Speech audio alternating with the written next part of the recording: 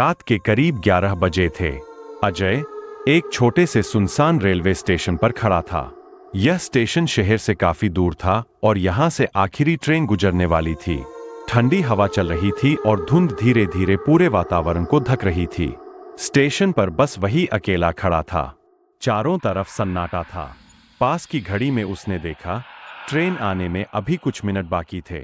अजय को इस स्टेशन पर हर रोज ट्रेन पकड़ने की आदत थी, लेकिन आज कुछ अलग महसूस हो रहा था। आसपास की खामोशी और अजीब सन्नाटा उसे बेचैन कर रहा था। रेलवे स्टेशन के पास ही घना जंगल था और हल्की हल्की आवाजें कभी कभी उस जंगल से आती थीं, जो इस सन्नाटे को और भयानक बना रही थीं। थोड़ी देर बाद दूर से ट्रेन की सीटी सुनाई दी। अजय ने राहत की सांस ली कि ट्रेन आ रही है। उसने पटरियों की तरफ देखा। ट्रेन की लाइटें धुंध के बीच से चमकती नजर आईं। ट्रेन करीब आई तो अजय ने देखा कि ये वही ट्रेन थी जिसे वह रोज पकड़ता था, लेकिन आज ये कुछ अलग लग रही थी। ट्रेन के डिब्बे पुराने और जर्जर से लग रहे थे, मानो कई सालों से इस्तेमाल नहीं किए गए हों। ट्रेन की खिड़कियों के शीशे धुंधले थे और उस पर जंग लगी हुई थी। अजय ने यह सोचते हुए ट्रेन के डिब्बे में कदम रखा कि शायद यह उसका भ्रम हो। ट्रेन के अंदर कदम रखते ही उसे अंदर का माहौल भी बेहद अजीब लगा। डिब्बे के अंदर बत्तियां बहुत धीमी जल रही थीं और वहां एक अजीब सी ठंडक थी। ट्रेन के अंदर सन्नाटा पसरा हुआ था। जितने यात्री थे वो सभी अजीब तरीके से शांत बैठे थे। किसी के चेहरे पर कोई भाव नहीं था और सभी सीधा सामने देख रहे थे। अजय को यह देखकर कुछ असहज महसूस हुआ, लेकिन उसने खुद को समझाया कि वह शायद ज्यादा सोच रहा है। अजय ने सीट तलाश कर बैठने की कोशिश की और उसे खिड़की के पास एक खाली सीट मिल गई। वह बैठ गया और बाहर देखने लगा। ट्रेन धीरे धीरे चलने लगी और बाहर का दृश्य धुंधला होता गया। अजय को अचानक एहसास हुआ कि ट्रेन के अंदर की यह ठंडक सामान्य नहीं है। अजय के शरीर में सिहरन दौड़ गई। उसने देखा कि सामने बैठे लोग अब उसकी तरफ घूरने लगे थे। उनके चेहरों पर डरावनी मुस्कान थी, मानो वे अजय का इंतजार कर रहे हों।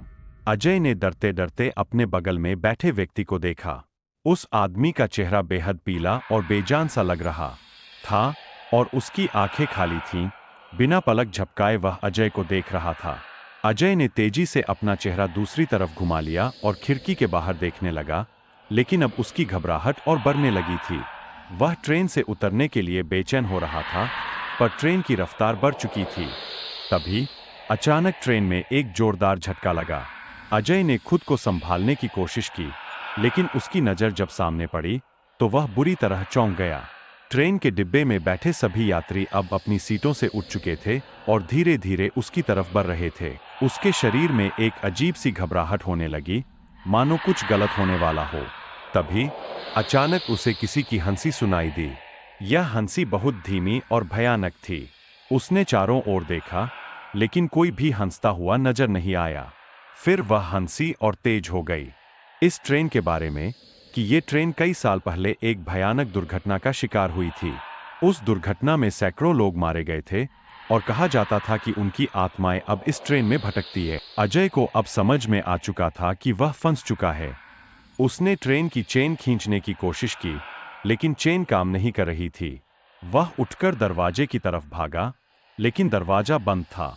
पीछे से आ रही भयानक आवाजें अब और भी तेज हो चुकी थीं। तभी अचानक ट्रेन एक सुरंग में दाखिल हो गई। ट्रेन के अंदर का माहौल और भी डरावना हो गया था। चारों तरफ घुप अंधेरा हो गया और केवल यात्रियों की डरावनी आवाजें सुनाई दे रही थीं।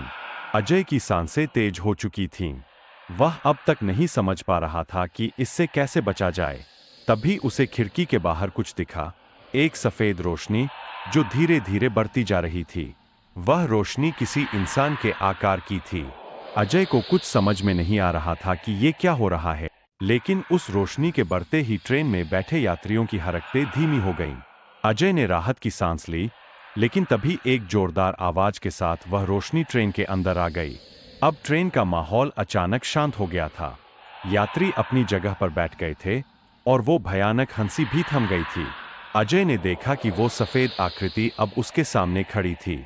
वह आकृति एक बुजुर्ग व्यक्ति की थी जो उसकी तरफ देख रहा था। तुम यहाँ नहीं हो, ये जगह तुम्हारे लिए नहीं है, उस बुजुर्ग ने धीमी लेकिन गंभीर आवाज में कहा। अजय कुछ कहने की कोशिश कर रहा था, लेकिन उसके मुंह से आवाज नहीं निकल रही थी। तभी अचानक ट्रेन ने एक तेज झटका लिया और अजय की आंखें बंद हो गईं।